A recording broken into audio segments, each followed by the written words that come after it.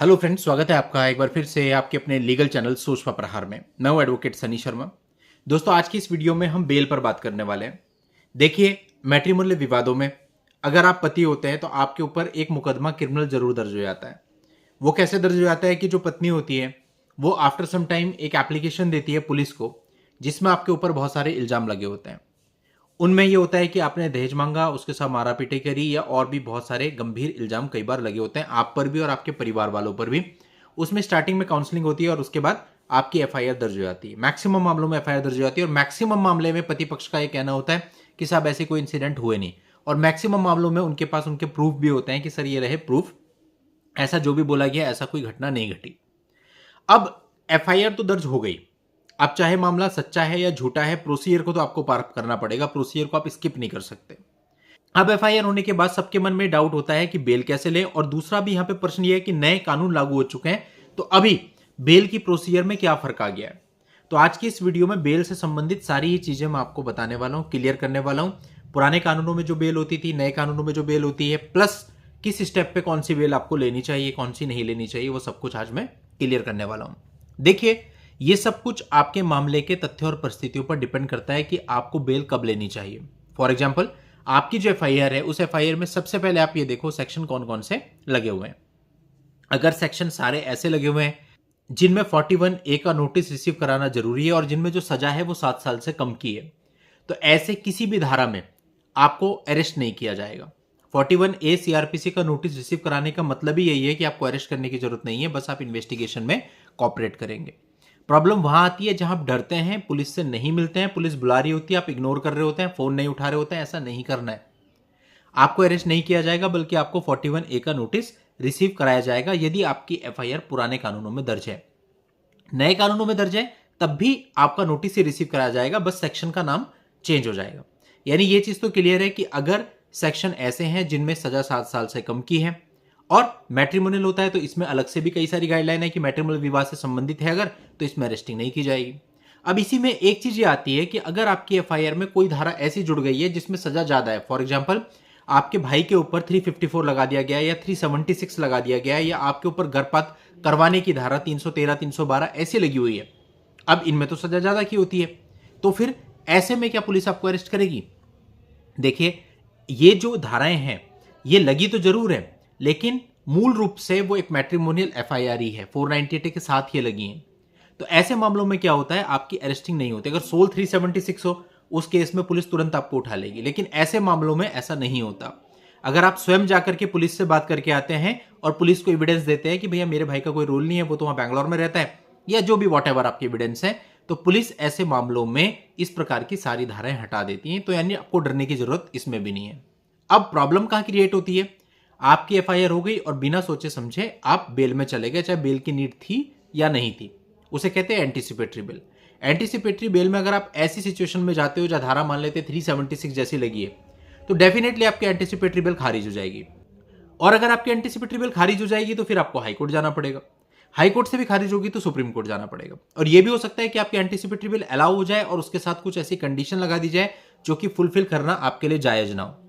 तो इसलिए matrimonial FIR के अंतर्गत, चाहे वो नए कानूनों में दर्ज हुई है चाहे वो पुराने कानूनों में दर्ज हुई है, आपका पहला काम ये होना चाहिए कि आप पुलिस से मिलो, पुलिस को कॉपरेट करो, उनको सारा बताओ, और जो कुछ मोटे एविडेंस आपके पास हो, घर वालों का नाम जिनकी वजह से इन्वॉल्व हुआ है वो हटवाने की कोशिश करो, जो गलत धाराएं लगी है वो हटवाने की कोशिश करो। ऐसे मामलों में पुलिस आपको अरेस्ट नहीं करेगी बल्कि कॉपरेट करेगी, और आप ये सारे नाम और धाराएं उसमें से हटवा लो, एकदम से बेल में मत जाओ। अब इसके बाद आपको क्या करना है, नेक्स्ट स्टेप, पुलिस थोड़ा सा टाइम लेगी और इसमें चार्जशीट फाइल कर देगी। जब आपकी चार्जशीट फाइल हो जाती है, इसके बाद आपका ट्रायल चल रहा होता है। तो होता क्या है कि पहले आपको बेल लेनी पड़ती है जो कि रेगुलर बेल होती है। अब बेल के लिए आपको क्या करना होता है, अगर मान लेते हैं 2 लोग हैं तो आपको 4 जमानती चाहिए होंगे, मतलब एक एक्यूज पर्सन के लिए 2 जमानती जनरली लगते हैं। अब वो जो 2 जमानती होंगे उनके पास क्या क्या पेपर्स होने चाहिए, उनके पास उनकी आईडी होनी चाहिए और उनके पास उनकी कोई प्रॉपर्टी होनी चाहिए। प्रॉपर्टी मतलब उनके पास कोई स्कूटी हो, कोई कार हो, कोई एफडी हो, कोई जमीन हो, कोई मकान हो, ऐसी कोई चीज का पेपर होना जरूरी है।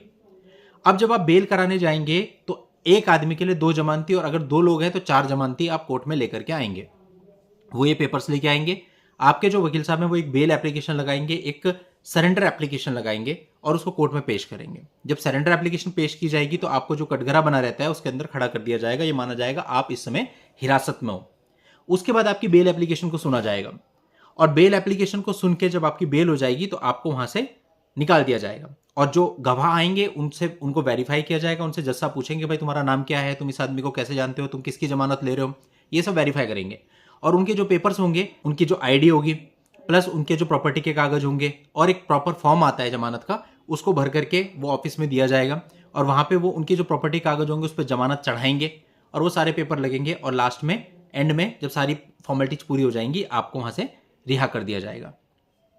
1% अगर आपकी बेल नहीं होती, यानी कि कोर्ट आपकी बेल रिजेक्ट कर देता है। मैट्रिमोनियल में तो जनरली हो ही जाती है, लेकिन मान लेते कोई और मामला है, 420 का मामला है या कोई और मामला है जिसमें आपकी बेल नहीं दी कोर्ट ने, तो उस केस में आपको वहां कटघरे में से जेल भेज दिया जाएगा और जब तक आपकी सेशन कोर्ट से बेल नहीं हो जाती तब तक आपको जेल में रहना पड़ेगा। वो 1 दिन भी हो सकता है, 2 दिन भी हो सकता है और 1 हफ्ता भी हो सकता है।